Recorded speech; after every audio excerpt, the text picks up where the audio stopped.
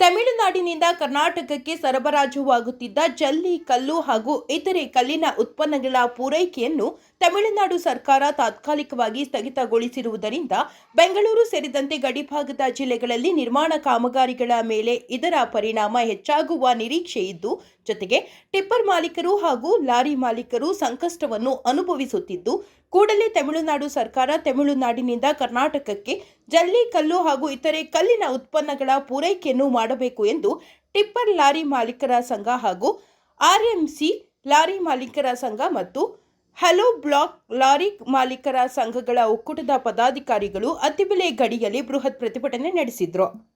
ಇನ್ನು ಈ ವೇಳೆ ಟಿಪ್ಪರ್ ಲಾರಿ ಮಾಲೀಕರ ಸಂಘ ಮುಖ್ಯಸ್ಥರಾದ ಆರ್ ಗೋಪಾಲ್ ರೆಡ್ಡಿರವರು ಮತ್ತು ಎಸ್ವಿಟಿ ಲೋಕೇಶ್ ರೆಡ್ಡಿರವರು ಮಾತನಾಡಿ, ಟಿಪ್ಪರ್ ಮಾಲೀಕರು ಹಾಗೂ ಲಾರಿ ಮಾಲೀಕರು ಕಾನೂನಿನ ಪ್ರಕಾರ ತಮಿಳುನಾಡು ಸರ್ಕಾರಕ್ಕೆ ರಾಯಲ್ಟಿ ಜಿಎಸ್ಟಿ ಪಾವತಿ ಮಾಡಿ ಅಲ್ಲಿಂದ ಕಾನೂನುಬದ್ಧವಾಗಿ ಜಲ್ಲಿ, ಕಲ್ಲು ಹಾಗೂ ಇತರೆ ಕಲ್ಲಿನ ಉತ್ಪನ್ನಗಳನ್ನು ತೆಗೆದುಕೊಂಡು ಬರಲಾಗುತ್ತಿದೆ.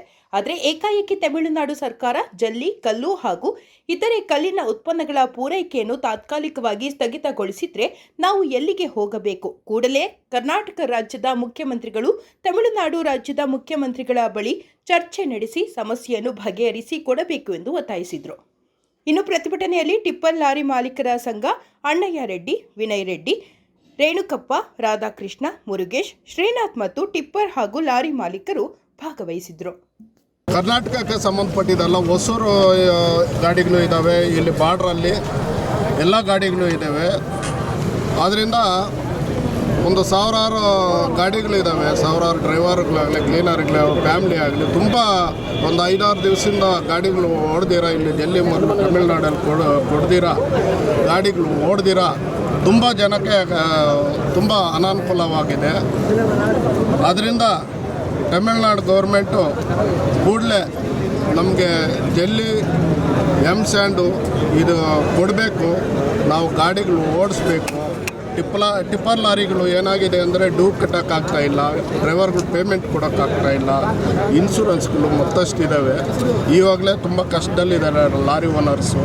ಆದ್ದರಿಂದ ಬೇಗ ತಮಿಳ್ನಾಡು ಗೌರ್ಮೆಂಟು ಇದನ್ನು ಪರಿಶೀಲಿಸಿ ಬೇಗ ಇದೊಂದು ಮುಡಿಯು ಬರಬೇಕು. ಇಲ್ಲಾಂದರೆ ನಾವು ಇನ್ನೊಂದು 3 ದಿವಸ ಕಾದು ನೋಡ್ತೀವಿ. ಕೊಡಿಲ್ಲ ಅಂದರೆ ಉಗ್ರ ಹೋರಾಟ ಮಾಡ್ತೀವಿ ಅಂತ ತಿಳಿಸಿ. ಕಾರಣ ಏನು ಸರ್? ಕಾರಣ ಏನು?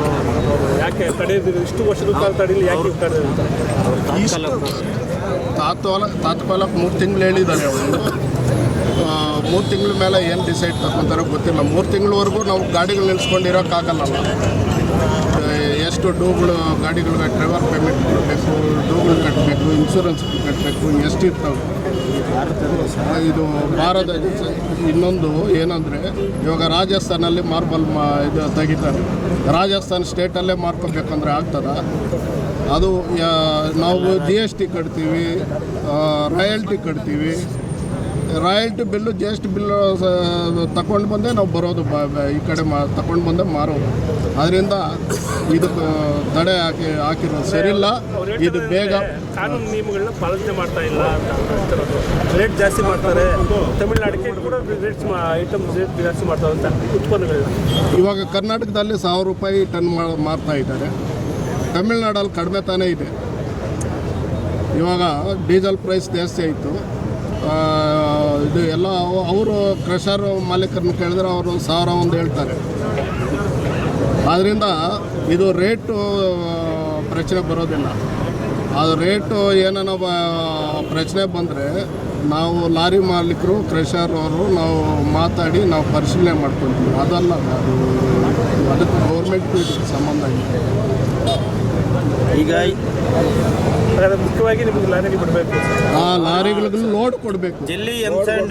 ಅದು ಗೌರ್ಮೆಂಟ್ಗೆ ಏನೇ ಇದ್ರು ಕ್ರಷರ್ ಅವರು ಗೌರ್ಮೆಂಟು ಅದು ಏನೋ ಮಾತಾಡಿಕೊಂಡು ಅವರು ಅದು ಬಗೆಹರಿಸ್ಕೋಬೇಕು. ನಮ್ಮ ಲಾರಿಗಳಿಗೆ ಲೋಡ್ಗಳು ಕೊಡಬೇಕು, ಅಷ್ಟು ನಾವು ಕೇಳ್ತೀವಿ.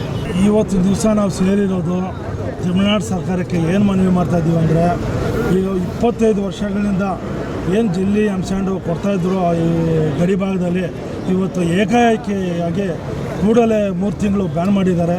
ದಯವಿಟ್ಟು ಅದು ಅವ್ರು ವಾಪಸ್ ತೆಗೆದುಕೋಬೇಕು ಅಂತ ನಾವು ಉಗ್ರ ಹೋರಾಟ ಮಾಡ್ತೀವಿ. ಇನ್ನೂ ಮುಂದಿನ ದಿನಗಳು ಇನ್ನೂ ಮುನ್ನೆಚ್ಚರಿಕೆ ಕೊಡ್ತಾ ಇದ್ದೀವಿ. ಏನೇ ಇರಲಿ ಅದು ಲೀಗಲಾಗಿ ಮಾಡಬೇಕಾದ್ರೆ ಲೀಗಲಾಗಿ ಮಾಡೋಣ.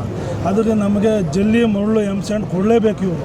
ಇಲ್ಲಾಂದರೆ ಇವಾಗ ಸಾವಿರಾರು ಜನ ತಮಿಳ್ನಾಡಿನಿಂದ ಎಷ್ಟೋ ಜನ ಬೆಳಗ್ಗೆ ಆದರೆ ಕರ್ನಾಟಕದಲ್ಲಿ ಈಗ 2 ಕೋಟಿ ಜನ ಇದ್ದಾರೆ ನಮ್ಮ ಬೆಂಗಳೂರಲ್ಲಿ. ಯಾರಿದ್ದಾರೆ? ಎಲ್ಲ ನಾರ್ತ್ ಇಂಡಿಯನ್ಸು, ತಮಿಳ್ನಾಡವರು, ಅವರು ಇವರು. ನಮ್ಮ ಕರ್ನಾಟಕ ಪೀಪಲ್ಸ್ ಎಲ್ಲಿದ್ದಾರೆ? ಅವ್ರಿಗೆಲ್ಲ ನಾವು ಇವತ್ತು ದಾರಿ ಕೊಟ್ಟು ಇನ್ಫ್ರಾಸ್ಟ್ರಕ್ಚರ್ ಜಾಸ್ತಿ ಆಗಿದೆ. ಅದಕ್ಕೆ ನಮಗೆ ಈ ಭಾಗದಲ್ಲಿ ಜಲ್ಲಿ ಸಿಗುತ್ತೆ. ಅದಕ್ಕೆ ನಮ್ಮ ಬೆಂಗಳೂರು ಜಲ್ಲಿ ಬೇಕೇ ಬೇಕು. ಈ ಭಾಗದಲ್ಲಿ ಇನ್ಫ್ರಾಸ್ಟ್ರಕ್ಚರ್ಗೆ ಬೇರೆ ಕಡೆಯಿಂದ ಬಂದರೆ 1000 ರೂಪಾಯಿ ಟನ್ ಕೇಳ್ತಾ ಇದ್ದಾರೆ. ಈಗ 600-700 ರೂಪಾಯಿ ಇರೋದು ಕರ್ನಾಟಕದಲ್ಲಿ, ಅವರು ಈಗ ಏಕಾಏಕಿ 1000 ರೂಪಾಯಿ ಮಾಡಿದ್ದಾರೆ. ನಾವು ಈ ಬಾರ್ಡ್ರಲ್ಲಿರೋರು ನಾವು ಎಲ್ಲಿ ಹೋಗಬೇಕು? ಅದು ನಾವು ಕೂಡಲೇ ಏನು ಈ ಕರ್ನಾಟಕ ಸರ್ಕಾರನೂ ಮತ್ತು ತಮಿಳ್ನಾಡು ಸರ್ಕಾರ ಕೂಡಲೇ ಇದ್ರಿಗೆ ಮುಂದೆ ಬಂದು ನಮ್ಮ ಲಾರಿ ಮಾಲೀಕರಿಗೆ ಎಷ್ಟೋ ಜನ ಇವತ್ತು ಊಟಕ್ಕೆ ಅನ್ನ ಇಲ್ಲ, ಎಷ್ಟೋ ಜನ ಡ್ರೈವರ್ಗಳು ಬಂದಿದ್ದಾರೆ. ಇವತ್ತು ಹೇಳೋಕ್ಕೆ ಯಾವ ಥರ ಇದೆ ಅಂದರೆ ಅವ್ರಿಗೆ ಪೇಮೆಂಟ್ಗಳು ಕೂಡ ಕೊಡೋಕ್ಕೆ ಯಾವ ಓನರ್ ಕೈಯಲ್ಲೂ ಆಗ್ತಾಯಿಲ್ಲ. ದಯವಿಟ್ಟು ಇದು ಕೂಡಲೇ ಸ್ಪಂದನೆ ಮಾಡಬೇಕು. ದಯವಿಟ್ಟು ಎಲ್ಲ ಲಾರಿ ಮಾಲೀಕರ ವಿನಂತಿ, ಇದು ಇವತ್ತಿಗೆ ನಾವು ಬಿಡಬಾರ್ದು. ಇನ್ನೂ ಮುಂದಿನ ದಿನ ಉಗ್ರ ಹೋರಾಟ ಮಾಡಬೇಕು. ಇಲ್ಲಾಂದರೆ ನಾವು ಇಲ್ಲಿ ಬದುಕೋಕ್ಕೆ ಆಗೋದಿಲ್ಲ. 1000 ರೂಪಾಯಿ ಟನ್ಗೆ ಅಲ್ಲಿ ಕೊಟ್ಬಿಟ್ಟು ತಂದು ಏನು ರೇಟ್ ಹಾಕೋಕ್ಕಾಗುತ್ತೆ? ಈಗ ಆಯಿತು, ಈಗ ಮನೆ ಕಟ್ತಾನೆ ಅವನು ಬಡವ, ಅವ್ನಿಗೆ ಎಲ್ಲಿ ಹಾಕೋಕ್ಕಾಗುತ್ತೆ? ನಾವು ಈ ಭಾಗದಲ್ಲಿ ಈಗ ಮನೆ ಕಟ್ಟೋನು ಬಡವ, ಇವಾಗ ಏನೋ 1000 ರೂಪಾಯಿ ಈಸ್ಕೊಳ್ತಾ ಇದ್ದಾರೆ ಅವರು. ಈಗ ತಂದು ಹಾಕ್ತಾ ಇದ್ದೀವಿ, ಅವ್ನ ಮನೆ ಬಡವ, ಮನೆ ಹೆಂಗೆ ಕಟ್ತಾನೆ? ಇದೆಲ್ಲ ಸರ್ಕಾರ ಕುತ್ಕೊಂಡು, ಏನು ತಮಿಳ್ನಾಡು ಸರ್ಕಾರ ಮತ್ತು ಕರ್ನಾಟಕ ಸರ್ಕಾರ ಕುತ್ಕೊಂಡು ಏನೋ ಒಂದು ರೇಟ್ ಮಾಡಿ, ಏನಿದೆ ಗೌರ್ಮೆಂಟ್ ಪ್ರೊಸೀಜರ್ ಏನಿದೆ ಮಾಡಲಿ, ನಾವು ರೆಡಿ ಇದ್ದೀವಿ. ಇಲ್ಲ ಟನ್ನೇಜ್ ಹಾಕಿ ಓಡಿಸ್ಬೇಕಾ, ಅದ್ರಿಗೂ ರೆಡಿ ಇದ್ದೀವಿ. ರಾಯಲ್ಟಿ ಕೊಡ್ತಾರೋ ಅದ್ರಿಗೂ ಕಟ್ಟಿ ಓಡ್ಸೋಕೆ ರೆಡಿ ಇರ್ತೀವಿ. GST ಬಿಲ್ನ ಅದಕ್ಕೂ ರೆಡಿ ಇರ್ತೀವಿ. ಕೂಡಲೇ ತಮಿಳ್ನಾಡು ಸರ್ಕಾರ ನಾವೇನು ಆಗ್ರಹಿಸ್ತೇವೆ ಅಂದರೆ ಕೂಡಲೇ ಎಂಸೆಂಡು ಜಲ್ಲಿ ಭಾಗಗಳಿಗೆ ಕೊಡಬೇಕು, ಬಿಡುಗಡೆ ಮಾಡಬೇಕು. ಅಷ್ಟೇ ನಾವು ಹೇಳ್ತಾ ಇದ್ದೆವು. ಲೀಗಲಾಗಿ ಏನಿದೆ ಬೇಕಾಗಿದೆ, ನಾವೇನಾದರೂ ತಪ್ಪು ಮಾಡಿದ್ರೆ ಇನ್ನು ಮುಂದಿನ ದಿನಗಳಲ್ಲಿ ಅವ್ರು ಏನೇ ಪೆನಾಲ್ಟಿ ಆಗಲಿ, ಏನೇ ಆಗಲಿ, ಅವರು ಪನಿಷ್ಮೆಂಟ್ ಕೊಡಲಿ, ನಾವು ಅದು ಅನುಭವಿಸೋದಕ್ಕೆ ನಾವು ಈ ಕೂಡಲೇ ನಾವು ಹೇಳ್ತಾ ಇದ್ದೀವಿ. ಕೂಡಲೇ ಜಲ್ಲಿ ಮರಳು ಎಂಸೆಂಡು ನಮ್ಮ ಕರ್ನಾಟಕಕ್ಕೆ ಬಿಡುಗಡೆ ಮಾಡಲೇಬೇಕು. ಇಲ್ಲಾಂದರೆ ತುಂಬ ಒಂದು 10,000-20,000 ಜನ ಬೀದಿ ಪಾಲಾಗ್ತಾರೆ. ಆ ಶಾಪ ನಿಜವಾಗ್ಲೂ ತಮಿಳ್ನಾಡು ಸರ್ಕಾರಕ್ಕೆ ತಟ್ಟಬಾರ್ದು. ಅಂದರೆ ಕೂಡಲೇ ಬಿಡುಗಡೆ ಮಾಡಬೇಕು. ನಿಜವಾಗ್ಲೂ ಹೇಳ್ತಾ ಇದ್ದೀವಿ. ಈಗ CM ಒಳ್ಳೆ ಕೆಲಸನೇ ಮಾಡ್ತಾ ಇರ್ಬೋದು, ಮಾಡ್ಬೋದು, ಗೊತ್ತಾಗಲ್ಲ ನಮಗೆ. ಈಗ ನಮಗೆ ಇದೆಲ್ಲ ನಾವು ರಾಯಲ್ಟಿ GST ಎಲ್ಲ ಕಟ್ಟಕ್ಕೆ ರೆಡಿ ಇದ್ದೀವಿ. ನಾವು ಕೂಡಲೇ ಬಿಡುಗಡೆ ಮಾಡಬೇಕು. ಈಗ ಕಟ್ತಾನೂ ಇದ್ದೀವಿ. ಮುಂದೆ ಏನೇ ಅವರು ಈ ಆಕ್ಷನ್ ಇಸ್ಕೊಂಡ್ರೆ ನಾವು ಅದ್ರಿಗೆ ಋಣವಾಗಿರ್ತೀವಿ. ನಮಗೆ ಕೂಡಲೇ ಎಂಸೆಂಡು ಜಲ್ಲಿ ಎಲ್ಲ ಬಿಡುಗಡೆ ಮಾಡಬೇಕು. ಅಷ್ಟೇ ನಮ್ಮ ಆಗ್ರಹಿಸ್ತೀವಿ. ಇದು ಭಾರತ ದೇಶ, ನಾವು ಬೇರೆ ದೇಶದವರಲ್ಲ. ಈ ದೇಶದಲ್ಲಿ ರಾಜ್ಯಗಳು ಬಂದು ಎಲ್ಲ ರಾಜ್ಯದಲ್ಲಿ ಎಲ್ಲ ಥರ ಮೇನ್ಸಲ್ಲಾಗಲಿ ಯಾವುದಾದ್ರಲ್ಲಾಗಲಿ ಯಾವ ರಾಜ್ಯದಿಂದ ಯಾವ ರಾಜ್ಯಕ್ಕಾದರೂ ಹೋಗ್ಬೋದು. ಆದರೆ ತಮಿಳ್ನಾಡು ಗೌರ್ಮೆಂಟು ತಾತ್ಕಾಲಿಕವಾಗಿ 3 ತಿಂಗಳು ಎಂಸೆಂಡು ಜಲ್ಲಿ ಎಲ್ಲ ಕ್ರಷರ್ ಐಟಮ್ಸ್ ಎಲ್ಲನೂ ಬ್ಯಾನ್ ಮಾಡಿದ್ದಾರೆ. ಅದೇನು ಪ್ರಾಬ್ಲಮ್ ಇದ್ರೂ ಕ್ರಷರ್ ಪ್ರಾಬ್ಲಮ್ಮು, ಗೌರ್ಮೆಂಟ್ ಪ್ರಾಬ್ಲಮ್ ಇದ್ದರೆ ಅವ್ರು ಸಾಲ್ವ್ ಮಾಡಿಕೊಂಡ್ಲಿ. ಆದರೆ ಬಾರ್ಡ್ರಲ್ಲಿ ಬಂದು ತಾತ್ಕಾಲಿಕವಾಗಿ ನಿಲ್ಲಿಸಿರೋದು ನಮ್ಮ ಲಾರಿಗಳಿಗೆ 3,000ದಿಂದ 5,000 ಲಾರಿಗಳಿದ್ದಾವೆ. ಆ ಲಾರಿ ಡ್ರೈವರ್ಸು, ಲಾರಿ ಓನರ್ಸು ಡ್ಯೂಗಳು ಕಟ್ಟಬೇಕು, ಇನ್ಶೂರೆನ್ಸ್ಗಳು ಕಟ್ಟಬೇಕು, ತುಂಬ ಅನಾನುಕೂಲವಾಗಿದೆ. ಅದಕ್ಕೋಸ್ಕರ ಇದನ್ನೆಲ್ಲ ಪರಿಶೀಲನೆ ಮಾಡಿ ಇದನ್ನು ಇಮ್ಮಿಡಿಯೇಟಾಗಿ ಬಿಡುಗಡೆ ಮಾಡಬೇಕು. ಬಾರ್ಡ್ರಲ್ಲೆಲ್ಲನೂ ಒಂದು ರಾಜ್ಯದಿಂದ ಒಂದು ರಾಜ್ಯಕ್ಕೆ ಎಲ್ಲ ಥರದ ಮೆಟೀರಿಯಲ್ಲು ಈ ಕಡೆಯಿಂದ ಕರ್ನಾಟಕದಿಂದ ಗ್ರಾನೈಟ್ ಹೋಗುತ್ತೆ, ಮೈನ್ಸ್ ಹೋಗುತ್ತೆ, ಎಲ್ಲ ಹೋಗುತ್ತೆ. ಅದನ್ನು ಇದು ಕರ್ನಾಟಕ ಗೌರ್ಮೆಂಟ್ ತಡೆ ಮಾಡಿದ್ರಾಗನ ಇರೋ ಕಂಪ್ನಿಗಳೇನಾಗುತ್ತೆ, ಇದನ್ನೆಲ್ಲ ಬಿಸ್ನೆಸ್ ರೀತಿಯಲ್ಲೇ ಹೊಂದಾಣಿಕೆಯಲ್ಲಿ ಹೋಗಬೇಕು.